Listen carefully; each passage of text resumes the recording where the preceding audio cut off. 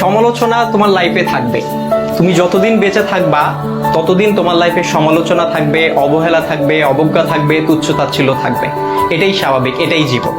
তবে এই যে সমালোচনার, এই যে তুচ্ছ-তাচ্ছিল্যতা, এই যে অবজ্ঞা, এই যে অবহেলা, এই বিষয়গুলোকে খারাপ লাগার দিক হিসেবে নিলে হবে না। এগুলোকে তোমার অনুপ্রেরণা হিসেবে নিতে হবে। কারণ তুমি যখন এগুলোকে অনুপ্রেরণা হিসেবে নিবা, তখন এটা তোমার মধ্যে একটা জেদ তৈরি করবে। আর যেই জেদটা তোমাকে কঠোর পরিশ্রম করতে কি করবে ভাইয়া? অনুপ্রাণিত করবে। তোমার কঠোর পরিশ্রম করতে গিয়ে তোমার সব ধরনের ক্লান্তিগুলোকে দূর করে দিবে। আর যখন তুমি একবার কঠোর পরিশ্রম করতে শিখে যাবা, তখন স্যাক্রিফাইসের যে বিষয়টা, এই বিষয়টা তোমার মধ্যে অটো চলে আসবে।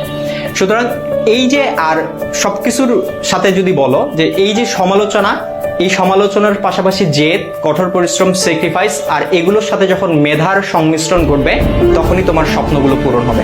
সুতরাং সমালোচনাকারীর এই যে সমালোচনা, এই যে অবজ্ঞা, এই যে অবহেলা, এই যে তুচ্ছ-তাচ্ছিল্যতা, এই বিষয়গুলোকে তোমরা কখনো খারাপ বিষয় হিসেবে নিও না, বা খারাপ লাগার বিষয় হিসেবে নিও না।